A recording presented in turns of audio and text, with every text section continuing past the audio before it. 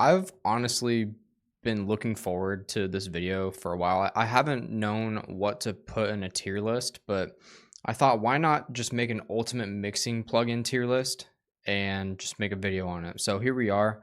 I got S, A, B, C, D, and F, and we are going to put all the plugins that most people use in a tier list. Okay. Now, obviously, I'm not going to do every single plugin because that would take forever. I'm just using the ones that most people use. So I guess we're starting with noise gates. Let's see. Noise gates are good for gating drums. They're good for gating guitars sometimes, but they're mostly for drums. Now, if the drums are recorded well, you don't really need noise gates that much, especially if they're MIDI drums. But if you're doing live drums, it's almost always necessary to have noise gates. So I'm going to put that at a probably B tier. B tier because you need it, but you don't always need it depending on the type of drums you are mixing. Next is Luff's meter. This is obviously already going on S. Basically, Luff's meters, they measure the loudness of your mix, which is like extremely important in not only mixing but also mastering. Especially on mastering, I could not mix and master a record or a single or anything without a Luff's meter. This is an automatic S tier. Next is multiband saturation. So multiband saturation is usually going to be used on the mastering stage. It's not real. I don't really use it much on mixing. And honestly, I'm not always using multiband saturation that much on mastering either, but it can be useful depending on the type of mix that you are mastering. So I would put that at a C tier. You may use it, you won't always use it. It's not really necessary. FET compressors, so this would be like your CLA 76s and everything like that. That is an automatic S tier. I cannot mix a single song without FET compressors. Compressors go on everything. I use FET compressors on snares a lot. I use them on kicks. I use them on guitars and bass guitars. Basically, any like individual instrument, I'm going to slap an FET compressor on there.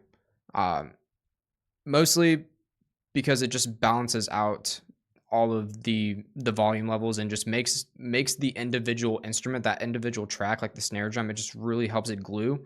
And also like high gain guitars, it really helps it glue into the mix. Next, we got limiters.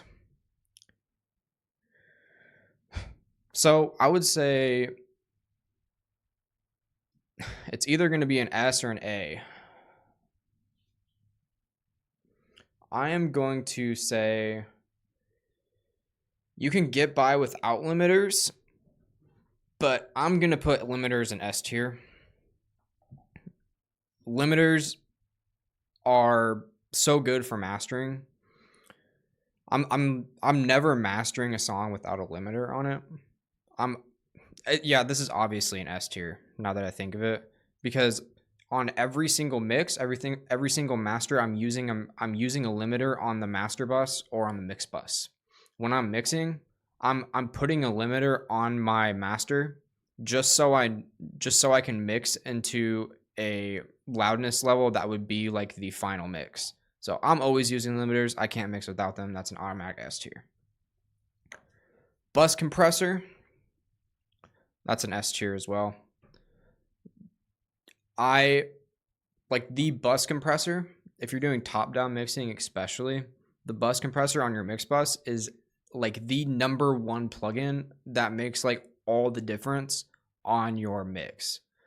It basically glues together all the tracks into one cohesive unit and really like levels it out and makes it glue together. I never mix a single record, a single song without a bus compressor. That's an automatic S tier. Multi-band compressors. Honestly, multi-band compressors, I don't use that often. I'm probably going to put that at a B tier. Multi-band compressors can be useful for songs that have bad raw recordings. So let's say a band sends me a song and the kick drum just has so much low end because they misplaced the mic. Or let's say the kick drum doesn't have a lot of low end and then like they recorded the kick again and they placed the mic differently. I'm going to use a multi-band compressor for that type of stuff, especially mostly in the subs and low mids. I'm not always having to use it. Like I said, it kind of depends on the recordings that I get to mix. Typically, if I get really good recordings, I don't ever have to use multi-band compressors. But basically, multi-band compressor is a tool that you use quite a bit, but not always. So it's definitely going to be sitting in a B tier. Transient shapers, that's an F. I never use transient shapers. I've never heard anyone using them. I don't know why you would. In my opinion, going into like transient shapers and stuff like that is you are overthinking that. Like that is not like the basics. I'm a big proponent in mixing with the basics. That's why I have all of these on S tier, because these are like the basics. Getting into transient shapers, you're just honestly, I feel like you're just overcomplicating stuff. I just don't ever use stuff like that. Next is a de-esser.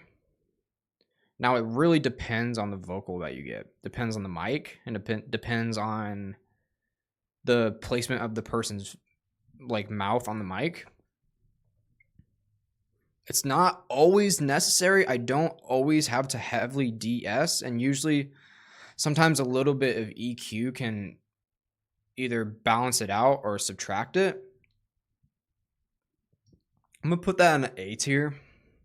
I'm not always grabbing for a de-esser every single mix, but I do grab it enough where I'm gonna put it in A tier, and it's very important that you have it. Now, tube saturation. Tube saturation is an easy A. Basically, what tube saturation does is it just makes whatever you put on it just sound fat, just sound big and fat and kind of warm. I'm always using tube saturation on like almost every single one of my mixes. I use it on the kick. I sometimes use it on the mix bus. I use it on the snare a lot, and the drum bus. Like anything you just want to sound fat, even the bass guitar. Anything you just want to be fatter and warmer, a tube saturator is going to be extremely useful to you. Now, stereo imager.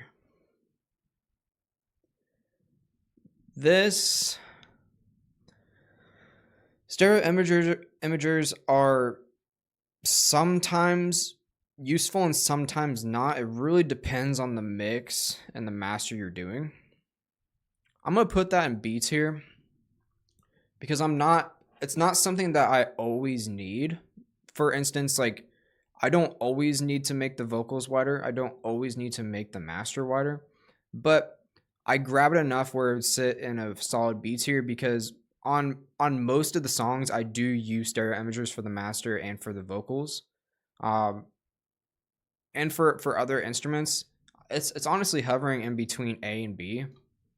I'm actually I think I'll keep it at B. I think that's a solid placement. I don't always need them, but I use them a lot. Next is plate reverb. That is an F. I don't like plate reverb. Every time I've tried like a different reverb or something, every time I get a plate reverb, I just hate the way it sounds. I understand why people would probably use it. They probably hear it different than me, or they know how to use it better than me. In my experience, I never use plate. It always sounds terrible. I'm just not using it, so that's an automatic F for me. Now, parametric EQ. Whew. This is an S. You can't mix a song without parametric nowadays. Parametric is like the number one thing that's going to make your mix sound great, other than just basic balancing and gain staging. Parametric EQ is what is going to make room and make surgical cuts and boosts depending on like what tracks need room and what tracks need to duck and everything. I don't do a single mix without parametric EQ. I use it on literally every single track that needs it. So that's an automatic S. I can't mix a song without that. Analog EQ.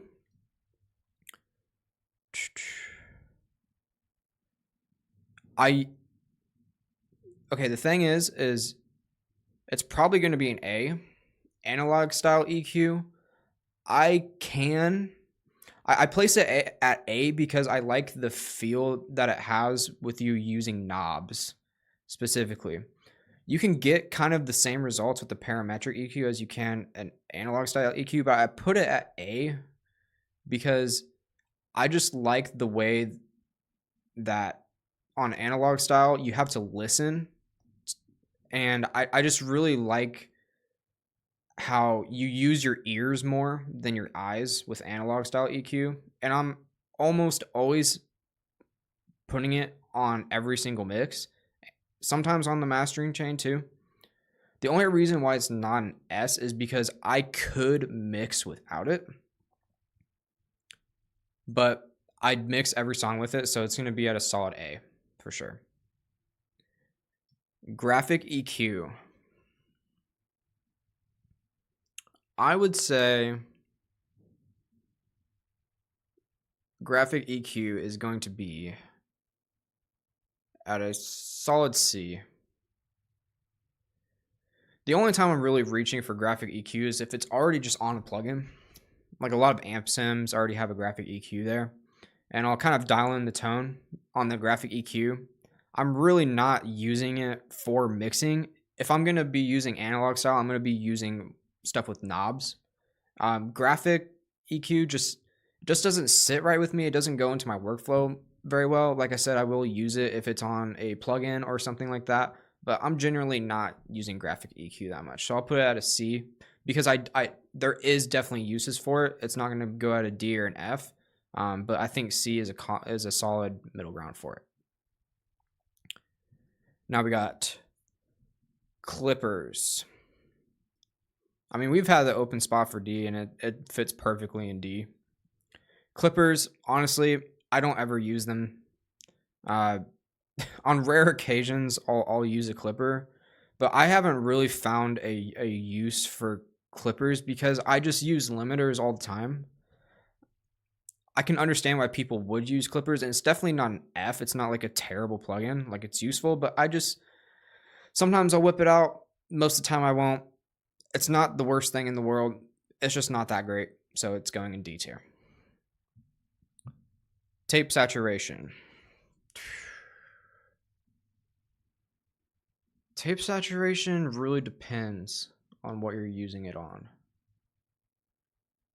I'm going to put that on a C because I'm not always reaching for it. I can definitely mix without it. Definitely. But I don't use it enough to put it at A, and it's not a bad plugin, so it's not an F or a D. So it's definitely a C. Tape saturators, that's more of like a vibe type thing. Tape saturation basically just brings like kind of like a vibe more than like fixing or making stuff sound better. So it's definitely going to be a C if it's just helping the vibe of the song. Next is harmonic saturation. That's definitely going to be a B. I don't need it for every song, but I use it enough for it to be on B. I would use harmonic saturation on things like the drum bus to make it sound a little bit more full. Anything that needs to sound more full, like I already said, the tube saturation makes it sound fat and warm. Harmonic saturation makes the track sound more full. So anything that would need that, like drum bus, mix bus too. I'm sometimes using it on the mix bus, but I don't always need it on the mix bus. Honestly, it could go up to an A. I'm gonna set it at an A. Actually, I'm changing my mind because I do use it a lot on the mix bus. I'm almost always never. I'm how do I say this correctly?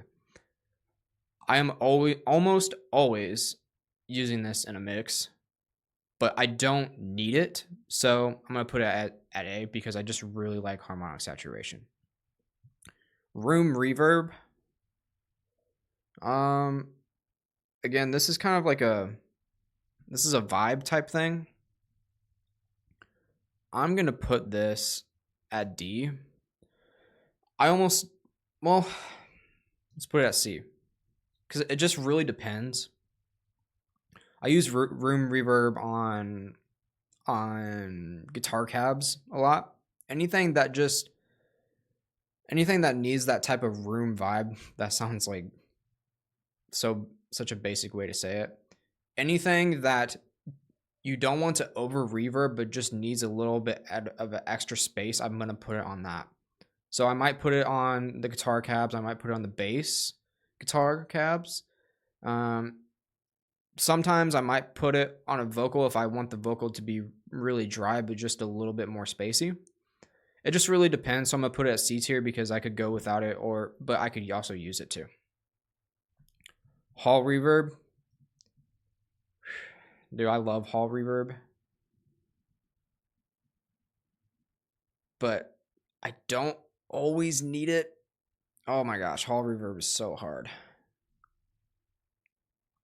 It's definitely not a C, D, or an F. It's definitely going to be a B, A, or S. I don't want to overcrowd S though, you know, because only special things get S tier. I'm going to put hall reverb at an A or B. A, B, hall reverb. I'm going to put it at an A. I'm going to put it at an A because if I'm using a reverb, if I'm trying to make things vibey and spacey, every single time I reach for a reverb, it's hall. Every single time. So I'm putting that at A. But I don't always need reverb to mix and master music, so I'm not putting in an S. But every time I'm reaching for a reverb, it's definitely hall. That's a solid A tier. So this is my tier list.